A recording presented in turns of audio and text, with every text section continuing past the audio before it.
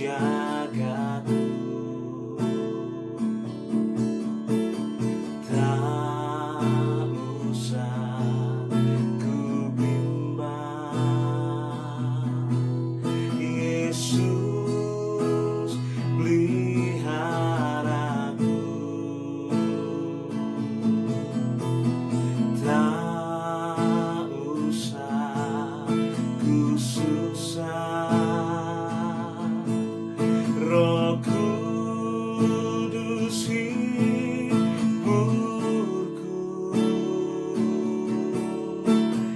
Tak usah ku cemas,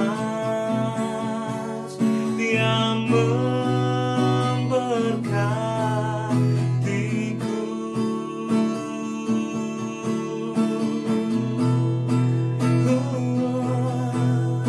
El Shaddai, El Shaddai, Allah Maha Kuasa. Dia besar, Dia besar, El Shaddai mulia, El Shaddai, El Shaddai, Allah Maha Kuasa. Berkat-Nya melimpah, El Shaddai.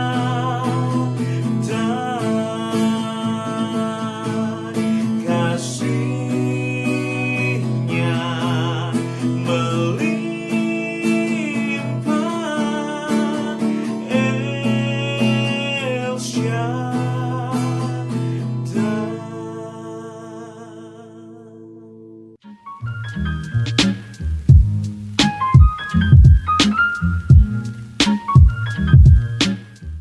Shalom Bapak Ibu Saudara yang terkasih dalam kasih Yesus Kristus Tuhan. Bertemu kembali dengan saya Rian Angelo Gumogar.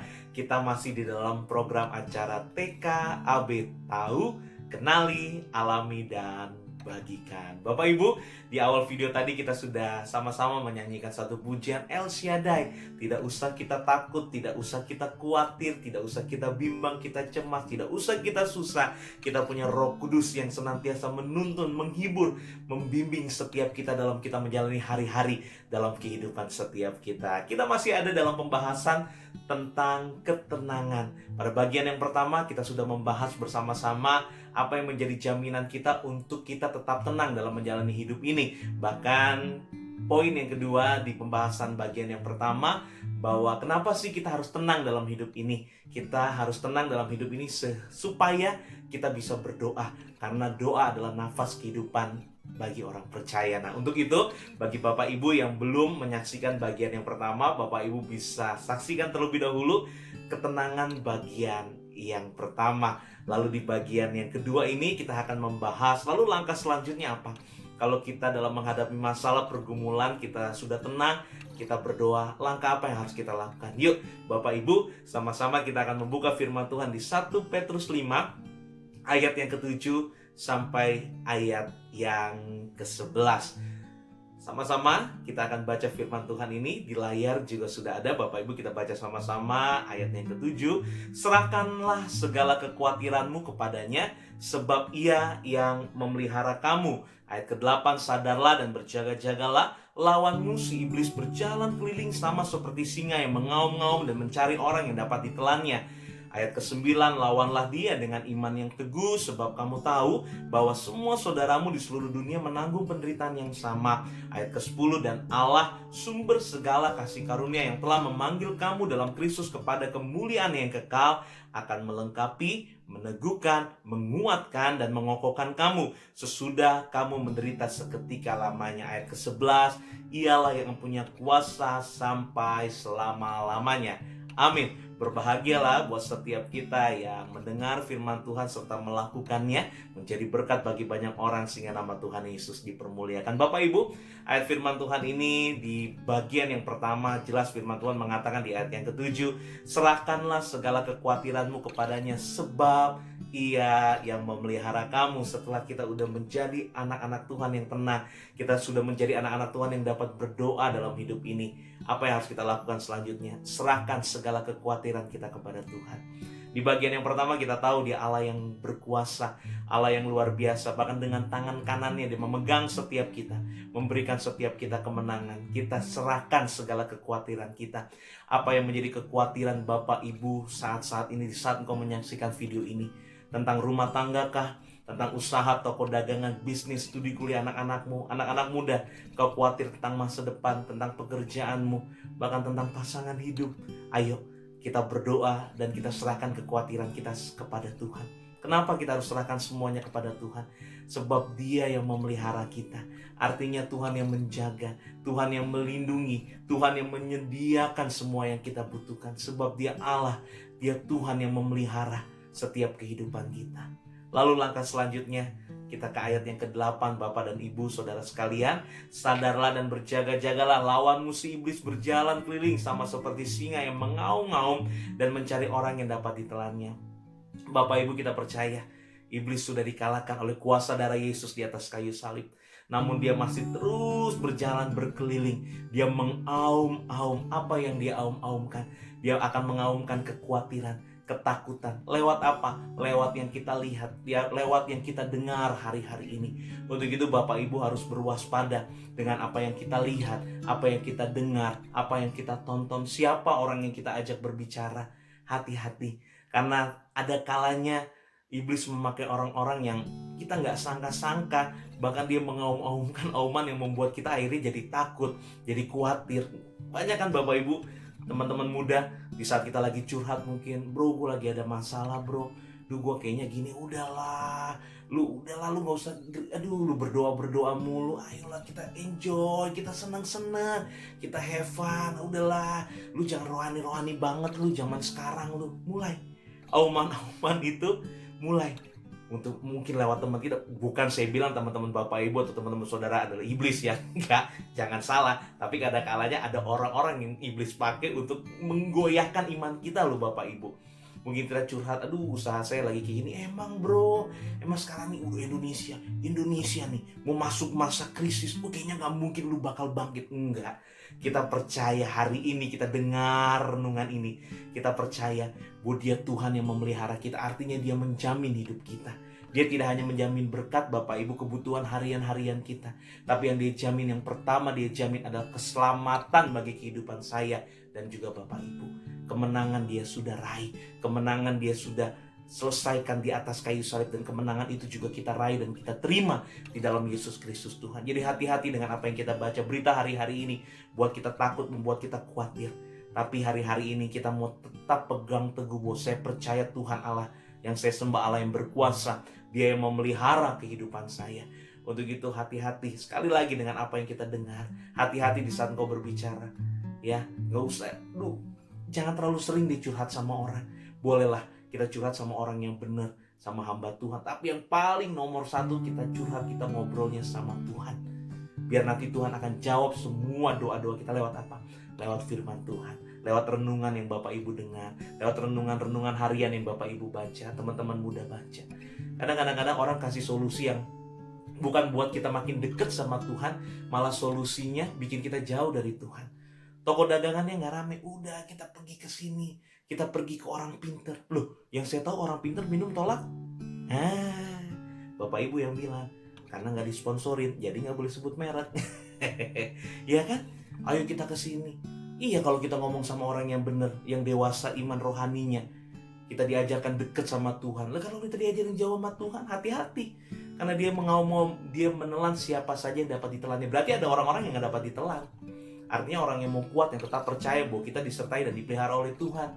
Bapak Ibu, dalam menghadapi masa-masa sukar seperti saat-saat ini, kita harus tetap percaya kita punya Allah yang dahsyat, yang luar biasa. Lalu kita turun lagi Ayat 9, lawanlah dia dengan iman yang teguh, sebab kamu tahu bahwa semua saudaramu di seluruh dunia menanggung penderitaan yang sama. Perhatikan kalimat ini, lawanlah dia dengan iman yang teguh.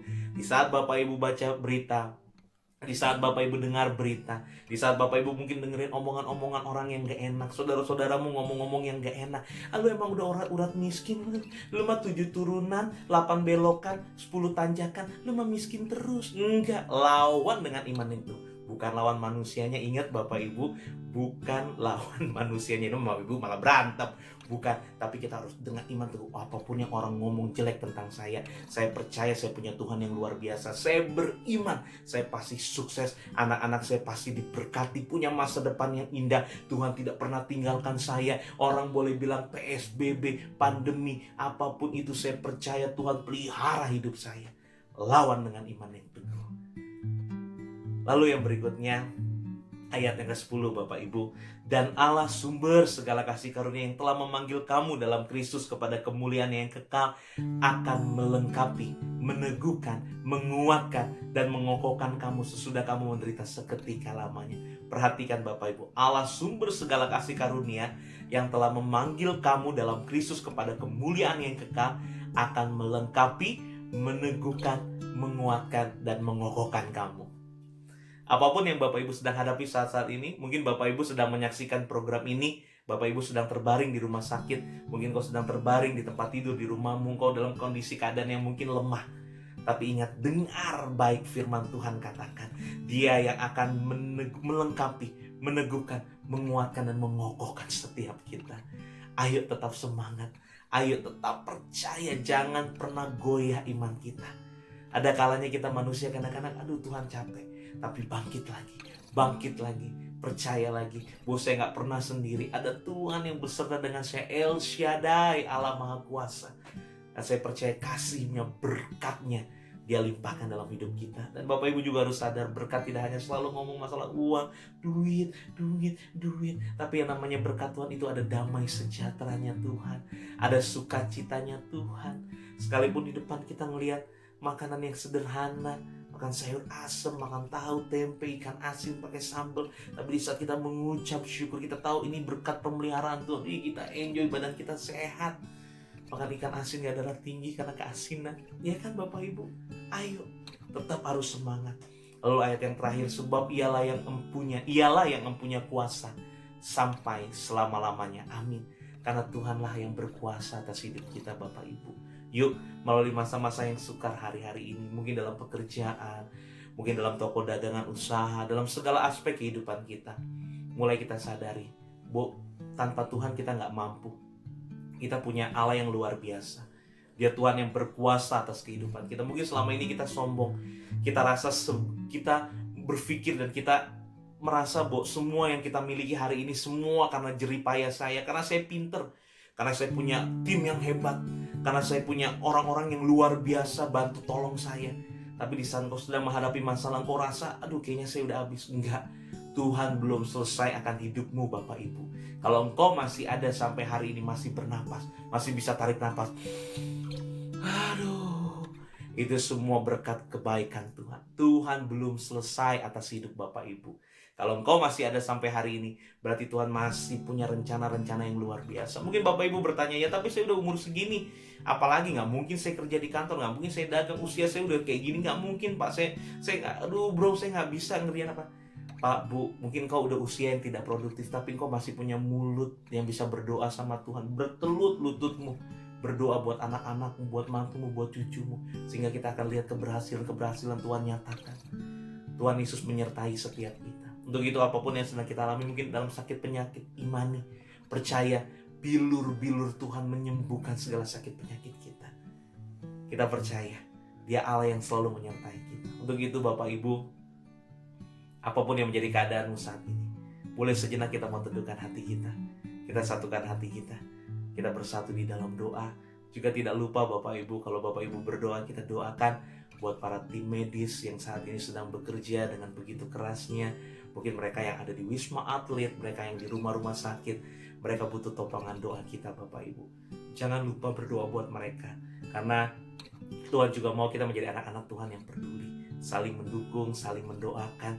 Nggak hanya selalu kayaknya kita aja terus, pokoknya yang penting saya diberkati Tuhan berlimpah. Tapi kita lupa sama saudara kita yang dekat, sama orang-orang lain yang saat ini mungkin lebih susah keadaannya dari kehidupan kita. Kita nggak boleh jadi anak-anak Tuhan egois. Justru dalam menghadapi masalah seperti ini, kita mulai peduli sama orang.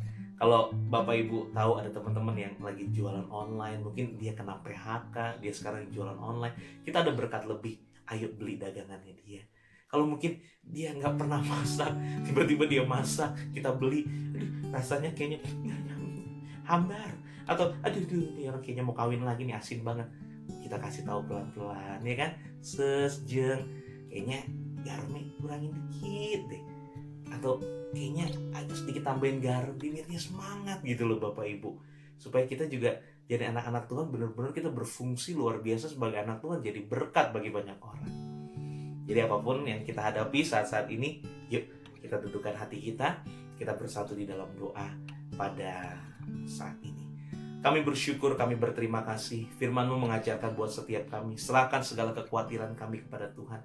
Sebab kami tahu dan kami percaya Tuhan yang memelihara hidup kami, Tuhan yang meneguhkan, Tuhan yang mengokohkan, bahkan Tuhan yang senantiasa menjaga melindungi hidup kami. Kami berdoa Tuhan, buat setiap Bapak Ibu Saudara yang menyaksikan program ini, dimanapun, kapanpun mereka menyaksikan, aku percaya Roh Kudus Kau menjamah setiap hati kami. Dengan bilur-bilur-Mu Kau menyembuhkan segala sakit penyakit kami, dari ujung rambut sampai ujung kaki, organ tubuh dalam kami sehat sempurna. Kami juga berdoa buat para tim medis yang hari ini sedang bekerja begitu keras. Tuhan berkati mereka, beri kesehatan, tubuh yang sehat sempurna, baik dokter, baik perawat, seluruh orang-orang Tuhan yang ada di jajaran tim medis. Tuhan berkati semuanya, bahkan berkati aparat pemerintah. Tuhan berkati presiden kami, Tuhan berkati wakil presiden, kementerian, semua diberkati Tuhan dalam menghadapi masa-masa seperti ini, agar Indonesia tetap kuat. Diberkati Tuhan, Indonesia tetap dalam damai penyertaan Tuhan yang sempurna. Bahkan Bapak Ibu yang sedang menyaksikan program ini dimanapun mereka, mungkin sedang terbaring di rumah sakit Tuhan, mungkin mereka yang terpapar virus COVID-19, kami percaya kuasa Tuhan sanggup menyembuhkan, sanggup memulihkan, sehingga kami dapat berkata, Tuhan Engkaulah penyembuh kami, Tuhan Engkaulah penolong kota benteng keselamatan kami. Buat toko dagangan, usaha bisnis, bahkan buat pekerjaan, buat studi kuliah, Tuhan Yesus, anak-anak kami diberkati Tuhan. Bahkan setiap pelayanan gereja-gereja dimanapun mengadakan ibadah Tuhan, yang sedang mengadakan ibadah online, semua berjalan dengan baik, sehingga semua umat-Mu semua diberkati Tuhan. Terima kasih, hanya dalam satu berkat nama penuh kuasa kami berdoa dan mengucap syukur. Haleluya. Kita yang percaya diberkati Tuhan, sama-sama katakan amin. Bapak Ibu, terima kasih sudah menyaksikan program TKAB ini. Kalau Bapak Ibu diberkati melalui program ini, jangan lupa boleh share, bagikan bagi banyak orang, sehingga tidak hanya Bapak Ibu yang diberkati, tapi setiap kita lebih banyak orang lagi diberkati Tuhan. Juga jangan lupa subscribe, klik tombol loncengnya, klik tombol jempolnya, dan komen, bagikan bagi banyak orang. Sampai kita berjumpa dalam pembahasan-pembahasan yang berikutnya. Tuhan Yesus memberkati setiap kita. Shalom.